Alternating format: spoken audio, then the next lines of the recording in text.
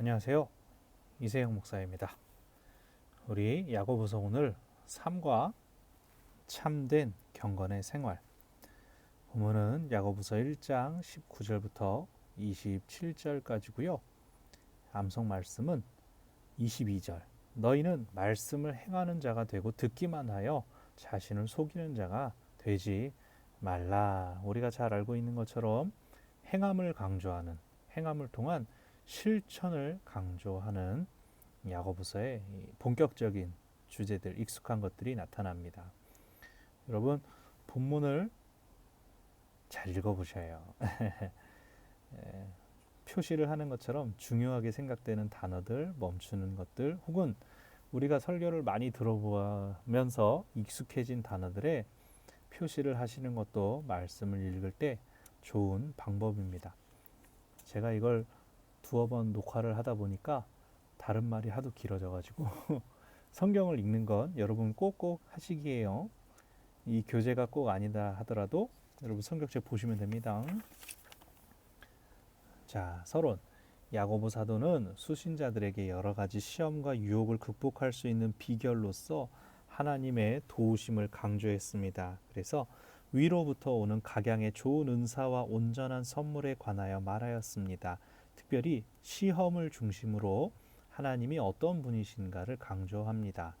우리가 시험을 극복하기 위해서는 하나님이 누구신가를 묵상하는 일부터 시작해야 합니다. 이것은 굉장히 중요합니다.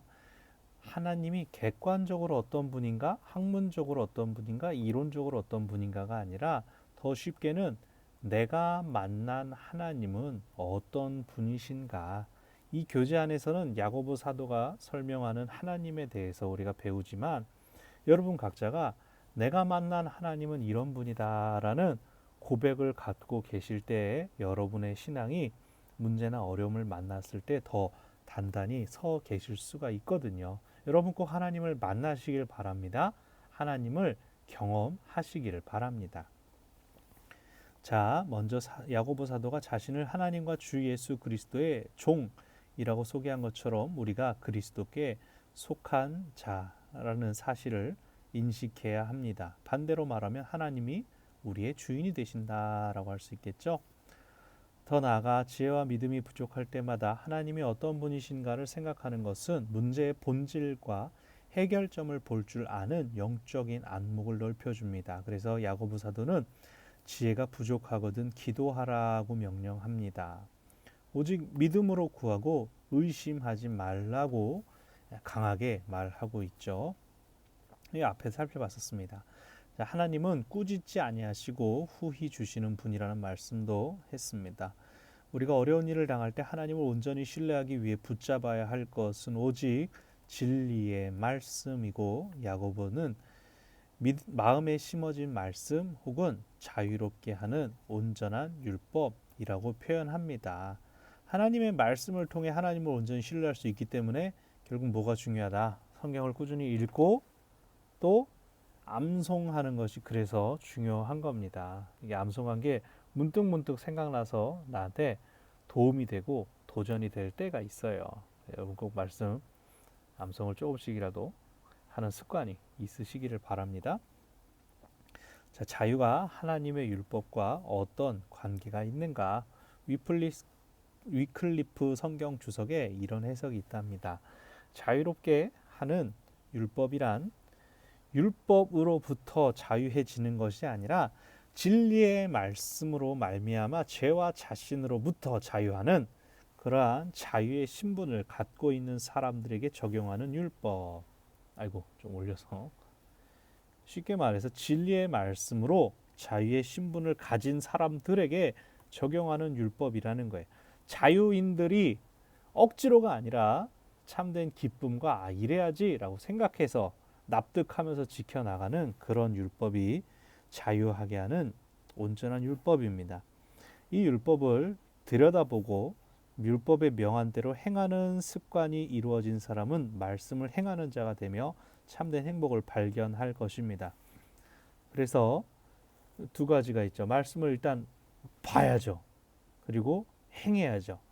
이것을 한 단어로 얘기하면 청종입니다. 들을 청, 따를 종. 그래서 말씀을 듣고 따라야죠.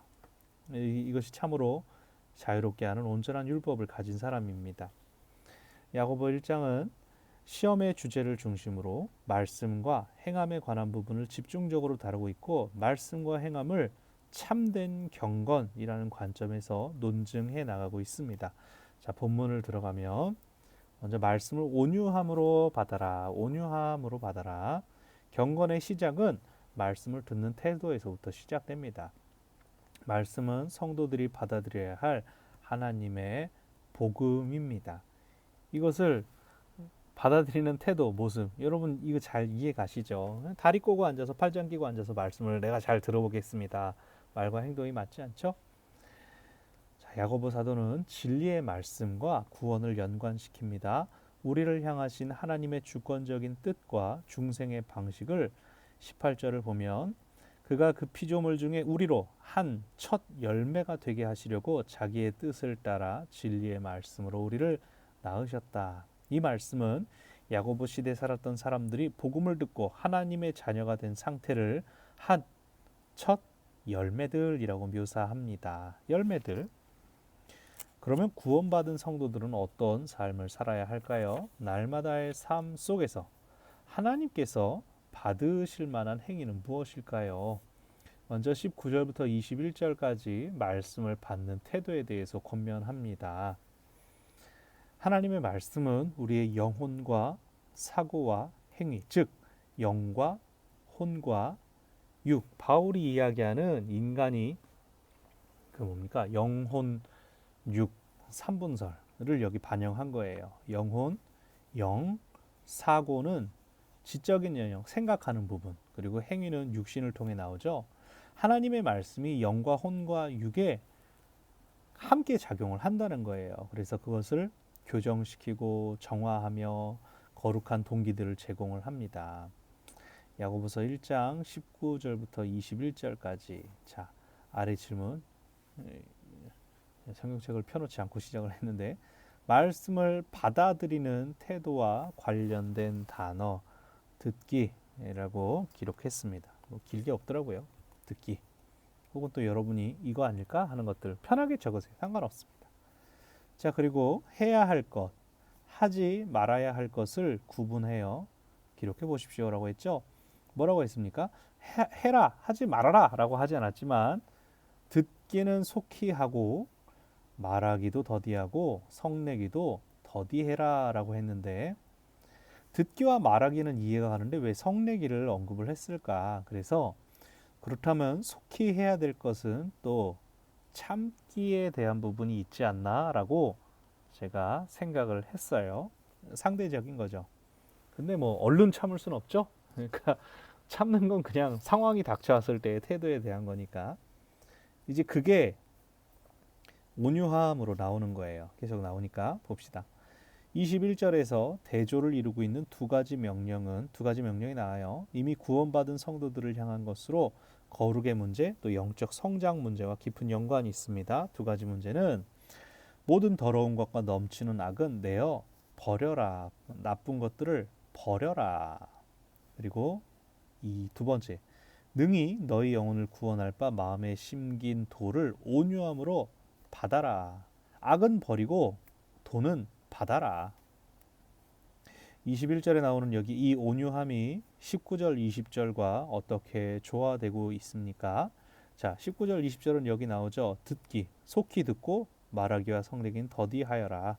속히 듣고 뭐뭐 하지 말아라, 성내지 말아라, 말하지 말아라. 근데 특별히 저는 이 말은 온유함과 관련지어서 불평에 대한 말들이 아닐까라고 생각을 해봤습니다. 말씀을 잘 받지 않는 거죠. 원망하고 왜 말씀을 이렇게 받을까? 나오잖아요. 악을 내어 버려라. 싫은 거죠. 아이고, 나쁜 거 먹는 게 좋은데, 재밌는데, 그것을 버리기가 싫으니까 투덜투덜 할 수 있죠. 그래서 말씀이 때로는 아이고 제가 자꾸 카메라를 잘 못했네요. 자, 다시 온유함이 이 앞에 나오는 구절과 어떻게 조화됩니까? 속히 듣고 성내지 않는 것이 바로 온유함이라는 거예요. 성내지 않는 것, 불평하거나 원망하지 않는 것. 그래서 말씀이 우리에게 거치는 부분이 있을 수 있다. 아, 왜 목사님 저렇게 말하지? 그게 아니라 그 말씀에 대한 내 영의 반응이 불편한 거예요. 그랬을 때 정말로 스피커가 조금 거슬리게 말을 했을 수도 있지만 또 내 영의 상태를 점검하고 진단해 봐야 되는 것이죠. 그래서 주일날이나 뭐 끝나고 나면은 한번 설교하고 나면은 이거는 담임 목사님도 마찬가지고 제가 설교할 때도 마찬가지고 성도들의 반응이 각양각색입니다. 심지어 말씀을 선포한 사람과 듣는 사람도 완전히 온도차가 다를 때가 있어요. 아, 죽었네 막 회개기도 하는데 회개기도 하고 있는데 나중에 성도님 오셔가지고 아, 은혜 받았다고 그러면 저는 이제 싶은 거고, 반대인 경우도 있고 이 말씀 들으시면 막 은혜가 되겠지라고 생각했는데 막 표정 막 되게 안 좋으시고. 근데 말씀 자체가 살아있기 때문에 우리에게 어떠한 반응, 감정들을 일으킵니다. 그것들을 살펴나가는 게 기도인 것이죠. 그런데 중요한 것은 온유함으로 받으라. 정말로 문제가 있었던 말씀이고 스피커에 좀 이렇게 그런 부분이 있었다. 그건 또 하나님의 부분이고 우리는 기본적인 태도는 온유함과 또 속히 듣고, 이 들으라는 건 빨리 듣는 게 아니라 두 배속, 네 배속으로 듣는 게 아니라 듣고 이제 어떻게 행할 수 있을지를 빨리 찾는 거죠. 여기 야고보서 1장 19절 20절에 나오는 듣는 것은 귀로만 듣는 게 아니라 실천, 행동, 응답하는 것까지를 포함합니다. 자, 말씀을 그래서 기억하라. 말씀을 듣기는 속히 하되 말하는 것과 성내는 것은 더디하라 그랬죠. 사실 하지 말라는 거죠. 성도의 경건 생활에 아주 중요한 실천 내용입니다. 말씀을 듣고 행하지 않는 자는 자신을 기만하는 자와 같습니다. 그래서 야고보는 너희는 말씀을 행하는 자가 되고 듣기만 하여 자신을 속이는 자가 되지 말아라. 듣기만 하는 자는 속이는 자다라고 이야기하는 거예요. 말씀을 듣고 행하지 않는 사람은 마치 사람이 거울로, 야고보가 직접 든 예입니다. 사람이 자기 얼굴을 보고 가서 그 모양이 어떠하다는 걸 곧 잊어버리는 것과 같습니다. 제가 이게 무슨 말인가 했더니 거울을 자꾸 보잖아요. 한번 보고 조금 있다가 다시 한번 들여다보고 잘 보이고 싶을 때 더 그러죠. 왜 그렇습니까? 모양이 계속 바뀌기도 하지만 이뻤던 거? 가만히 있자. 이쪽이 맞나? 눈썹 잘 그려졌나? 양쪽이 잘 맞나? 입술이 위아래 잘 됐나? 번지지 않았나? 계속 확인하려고 하는 거죠. 야고보 사도는 이제 나오죠. 말씀을 행하는 것이야말로 경건의 본질이라고 강조합니다. 그래서 말씀을 행하는 경건의 주제를 세 가지 실제적인 예로 발전시켜요. 19절부터 27절 전체 본문을 읽고 보십시오. 성내는 것에 대하여 어떤 경고를 하고 있습니까? 아유, 이거 제가 성경책을 펼쳐야겠네요. 여러분은 말씀에서 지금 바로 보고 계시죠? 자, 말씀을 성내기를 더디해라, 말하기도 더디해라 라고 이야기를 했었습니다. 그러면서 20절에서 사람의 성내는 것이 하나님의 의를 이루지 못한다. 성내면 하나님의 의를 이루지 못한다라고 했어요.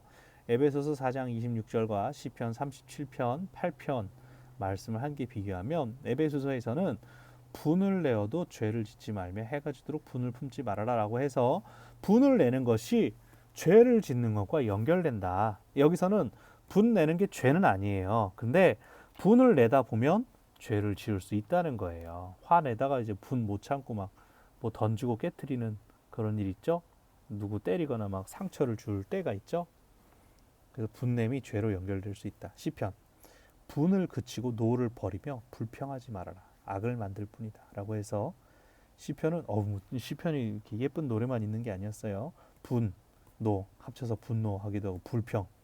이 모든 것들은 그치고 버리고 하지 말아라. 왜냐하면 그것들이 악을 만들기 때문이다. 그래서 성내는 것, 화내는 것, 분을 내는 것은 죄를 짓게 만들고 악을 만들 수 있다. 위험성을 경고하고 있어요.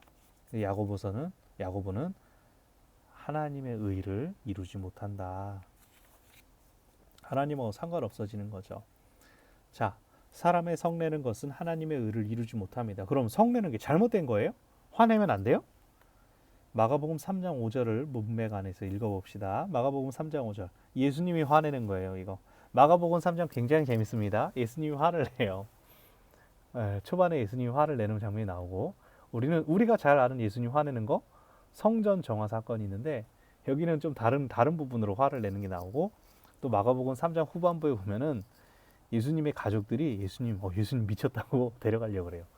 예수 미쳤다 본문이라고 하는데 3장 22절인가? 자, 마가복음 3장 5절. 그들의 마음이 완악함을 탄식하자 노하심으로 그들을 둘러보시고, 예수님이 분노를 숨기신 게 아니라 이글이글 환한 눈으로 주변을 둘러보신 거예요. 그 사람에게 손을 내밀라 하시니 내밀매 그 손이 회복되었더라. 안식일에 손 마른 자가 있었어요. 사람들이 그 예수님을 시험하려고 이 사람 고쳐야 돼요, 말아야 돼요? 그렇게 한 거예요. 근데 예수님이 그걸 아셨죠. 3장 4절에서 야, 안식일에 선을 행하는 것과 악을 행하는 것 무엇이 옳으냐? 예수님은 이것을 단순히 좋은 일을 하고 나쁜 일을 하는 것 이걸로만 말씀하시는 게 아니라 발전시키셔서 생명을 구하는 것과 죽이는 것 어떤 것이 소중하냐? 너네들 안식일이니까 생명 구하는 것도 그냥 버릴 거냐?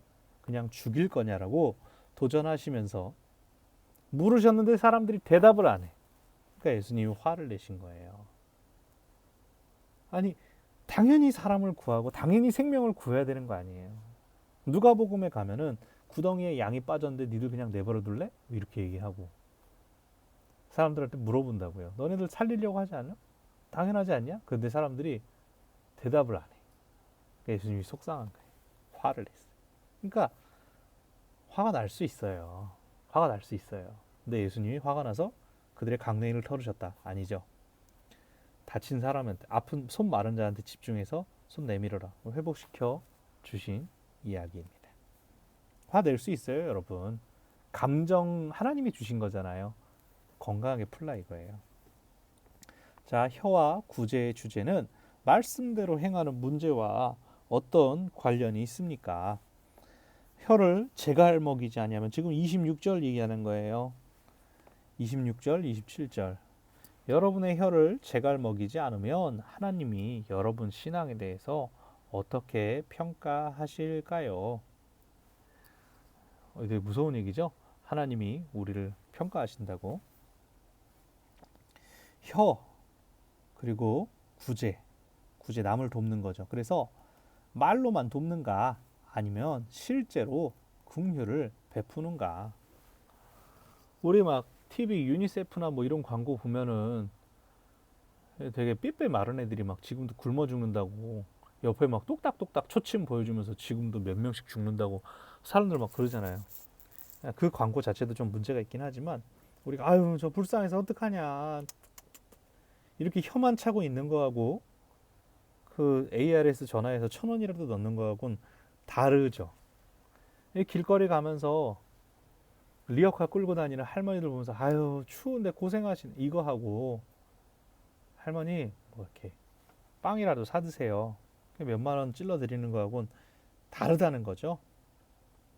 근데 그래서 차라리 야고보는 얘기하는 거예요. 26절 자기 혀를 차라리 제갈 먹여라.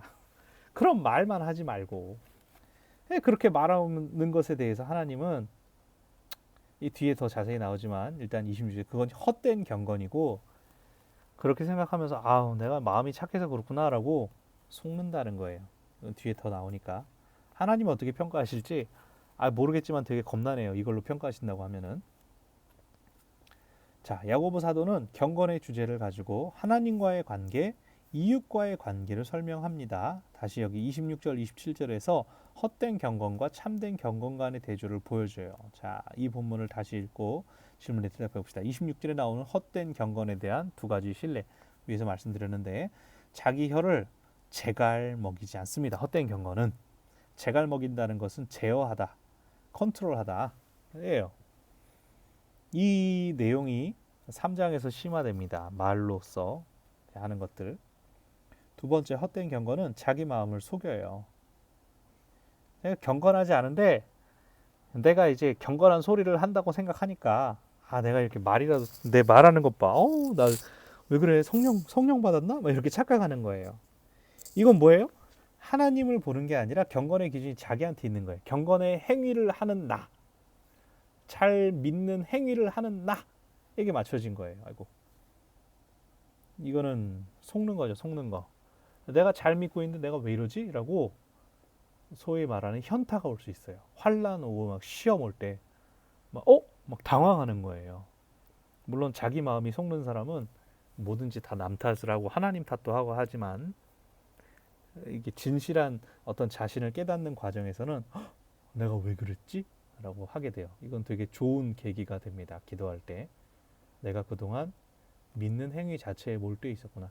어떻게 보면 온라인 예배가 이런 걸 확인하게 한 거예요. 어떤 경건의 모습이 참된 경건의 모습인가? 내가 그동안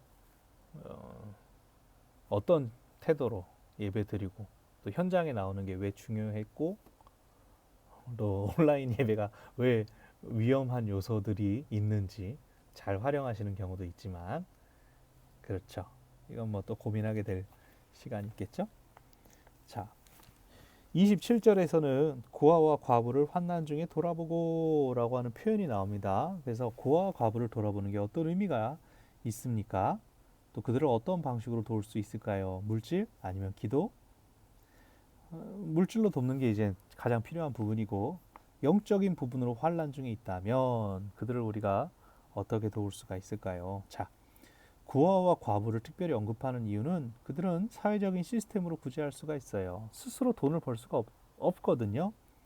그렇기 때문에 출애굽기 22장 51절부터 꾸준히 그들에 대한 주의를 환기시켜요. 하나님은 니들 공동체에 그들이 없을 수 없다. 그렇잖아요. 옛날 같은 경우는 전쟁이나 그런 것도 그랬고 남자가 더 많이 쉽게 죽을 수 있는 환경이었고 그렇기 때문에 남자가 열심히 싸우다가 죽어버리면 고아와 과부에 대한 책임을 함께 져줘야 되잖아요. 그 공동체를 위한 죽음이었기 때문에 그 시스템을 만들어라 라고 한 거예요. 고아와 과부는 생산 능력이 없기에 삶을 보장하고 보호하는 것이 필요합니다. 그래서 물질적인 도움이 선진 국가일수록 더 잘 돼 있죠. 요즘은 더 인식 자체가 높아졌으니까 과부 해서 끝나는 게 아니라 여성들이 일도 할 수 있고 또 그들이 일할 수 있도록 아이들을 잘 돌봐주는 시스템이나 이런 것들이 잘 돼 있어야 되는 것이죠. 제가 옛날에 네팔에 비전 트립을 갔었습니다. 지진 때문에 부모님이 돌아가신 아이들이 그렇게 많았어요. 그 아이들을 위해서 제가 그 다일 공동체하고 협력하시는 분을 또 만나기도 하고 그랬는데 다일 공동체에서 한 일은 어린아이들은 아침밥 하루에 한 끼 정도 배불리 먹을 수 있도록 제공을 해주고 아이가 학교에 오면 공부를 할 수 있고 또 저는 직접적으로 이제 현장에 들어갔어요. 집이 없어진 애들을 위해서 진흙으로 집을 짓는 일을 해준 거예요. 아이들이 참 밝고 너무나 예뻐요. 제가 지금 말하는 아이들이 완전 꼬꼬마 아이들이 아니라 청소년 아이들도 굉장히 많이 있었어요. 너무나 그 몇 달 전에 그 상처와 이것들이 있는데도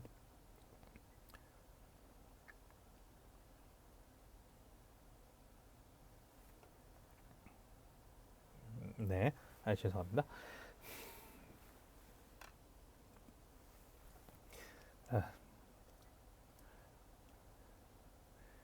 기본적으로 그 사람들 종교성 자체가 다 이제 뭐 좋은 세상 같겠지, 뭐 돌아오겠, 뭐 다시 보겠지, 약간 윤회적인 그런 힌두교나 뭐 약간 이런 좀 그런 게 있어서 그런 게 있어서도 그렇지만 어쨌든 자기들이 이걸 빨리 이겨내야 된다는 걸 아니까 그 아이들은 이제 영적인 도움이 필요해서 교회가 같이 들어간 거죠. 예배하고 또 거기 목사님이 이제 아이들을 제자로 키우면서 시설 고아원을 통해서 막 10대 아이들이 이제 꼬꼬마 아이들을 같이 돌볼 수 있는 커뮤니티 공동체를 만들었어요. 그 조직을 만들고 아이들이 이제 공부하고 또 비전을 품고 할 수 있도록 그것들을 봤네요. 자, 영적 환란에서 제가 지금 말씀드린 것처럼 그 목사님이 한 것처럼 같은 편이 되어서 마음을 나눌 수 있게 해주는 것, 그게 그 아이들한테 큰 도움이 되더라고요.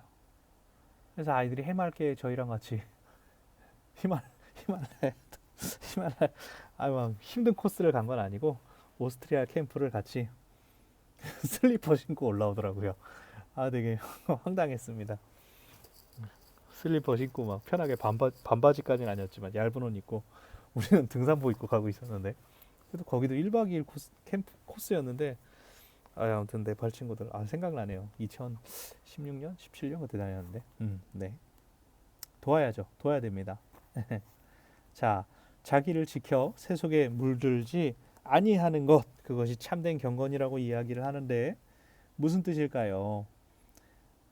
해야 할 것 하지 말아야 될 것 정해놓고 규칙을 지키는 걸까요? 자, 야고보서 1장 전체에서 의미를 제가 쭉 나열을 해봤어요. 시험을 피하는 요령 이렇게 해가지고 살짝 시험 피해가는 거 맞받아치지 않고 기쁘게 여기라고 했는데 아예 왜 그걸 사서 고생을 하냐라고 생각해서 피하는 거 요령 부리는 거 아니면은 그것에 맞받아서 분노하거나 우리 사회에서 막 사이다 얼마나 좋아합니까? 막 시원하다고 막 그랬다고. 근데 그거는 세상적인 방법이라는 거예요. 단지 순간의 어떤 만족이나 그것들을 추구하는 게 아니라 세속에 물들지 않는 것은 하나님을 따르며 하나님의 방법을 추구하는 거예요. 시험이 올 때 기쁘게 여기고 내가 시험을 이겼다고 자랑하는 것이 아니라 혹은 내가 시험 당한다고 해서 내가 잘 살고 있으니까 이런 게 오는 거 아니야? 라고 자랑하는 사람들이 있어요. 이게 좋은 게 아닌데 시험이 오는 건 그냥 그 사람의 것이지 뭐 다른 사람한테 내가 시험 당했는데 잘 이긴다라고 자랑할 거 절대 아니에요. 겸손한 거예요. 겸손한 거. 그냥 감사하네요. 하나님 뭐 가르쳐 주시겠죠 라고 하는 거예요. 또 1장에 보면 욕심을 버려라 말과 분노 줄여라 오늘 본문에 나온 것처럼 들은 말씀을 행해라 이것들이 참된 경건이다. 즉 구별된 삶 거룩한 삶을 사는 것이 자신을 지켜서 세속에 물들지 않는 거예요. 세상이랑 구별돼 있는 거예요. 남들 다 이렇게 생각하잖아. 아니고 남들이 생각하는 걸 알지만 나는 그렇게 하지 않는 게 구별된 겁니다. 그래서 마지막으로 여러분의 경건 생활을 점검해 보십시오. 여러분 말씀 묵상 얼마나 하세요? 자주 하세요? 이거 습관돼 있어요? 하루에 뭐 몇 장 읽어야지 라는 거 이거 하고 계세요?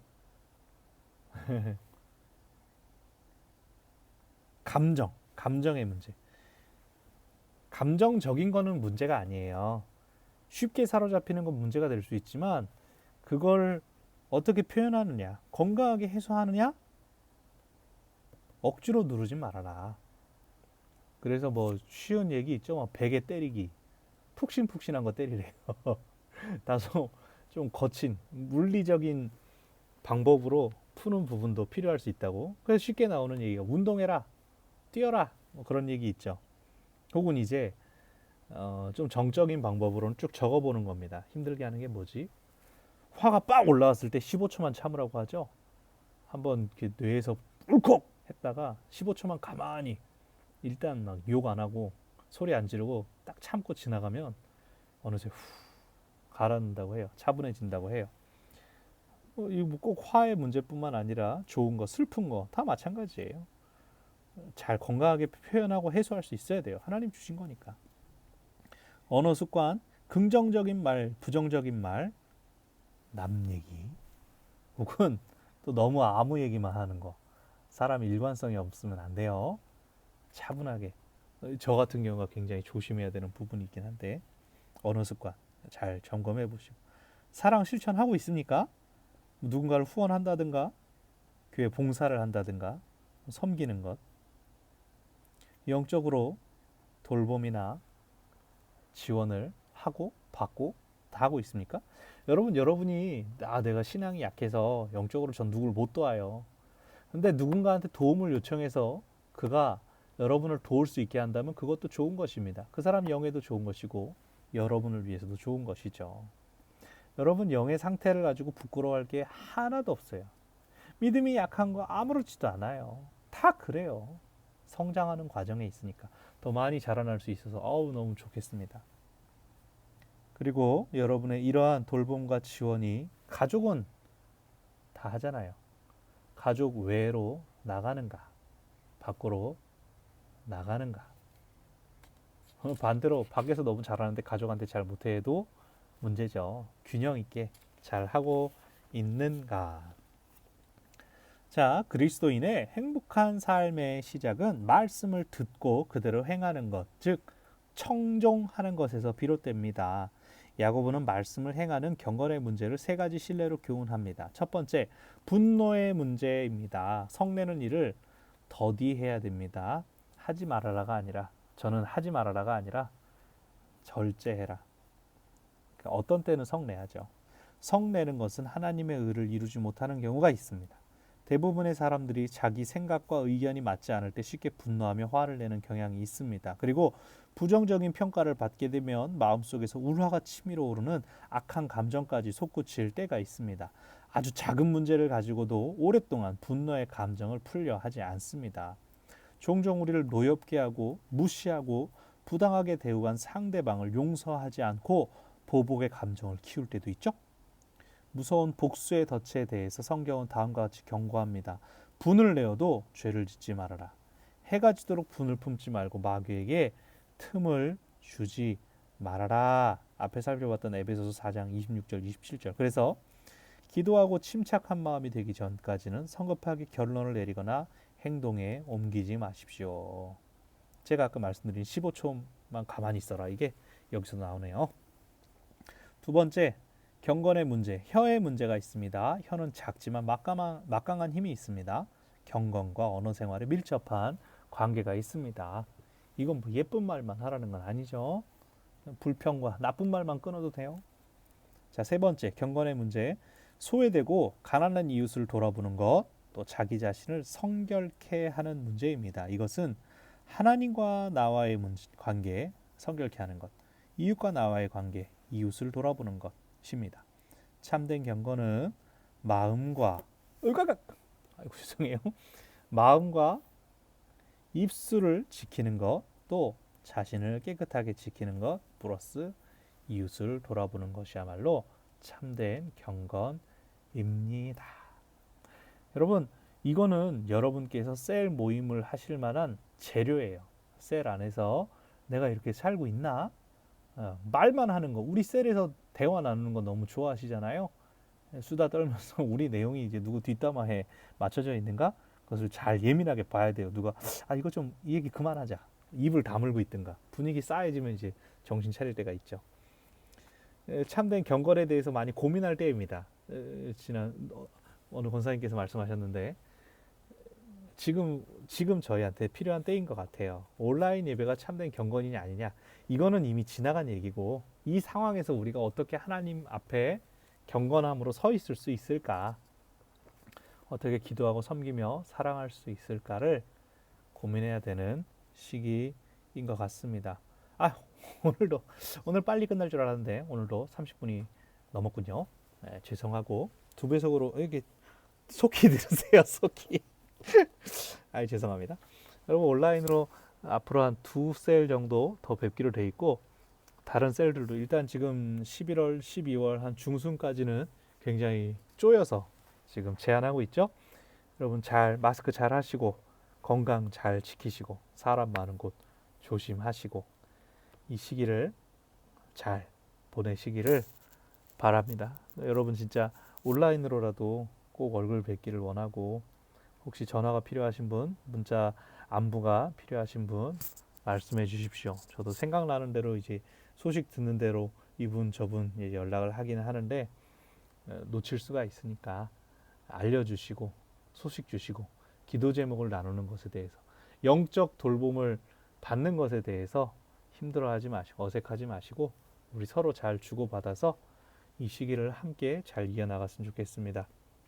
제가 기도하고 마무리하겠습니다. 하나님, 참된 경건, 거룩한 사람들, 우리가 그렇게 살기를 원하는데 그것이 항상 우리 뜻과 생각대로 쉽게 되진 않습니다. 오늘 야고보서 1장의 말씀을 통해서 참된 경건을 위하여 우리의 마음을 잘 다스리고 또 입을 다스리고 또 그렇게 자신을 깨끗하게 지켜나가는 것을 확인할 수 있어서 참 고맙고 감사합니다. 우리가 나 혼자만 하기 어려운 것들을 우리 셀 안에서 같이 점검해 나가며 같이 세워져 나갈 수 있도록 귀한 사람들 붙여주셔서 감사합니다. 어려운 때이지만 연락하면서 서로와 안부를 나누면서 우리 서로 사랑하고 또 하나님의 그 사랑을 서로에게 느껴지게 해줄 수 있는 귀한 존재들, 영적인 가족들 되게 하여 주십시오. 교회를 하나님께서 지켜주시고 정말로 우리가 주님의 한 몸을 온전히 이룰 수 있도록 하나님 도와주십시오. 목사님의 앞길과 교회의 앞길이 하나님께 영광 돌리는 것 될 수 있도록 우리를 주장하시고 사용하여 주십시오. 감사 찬양 드리며 예수님의 이름으로 기도합니다. 아멘. 감사합니다.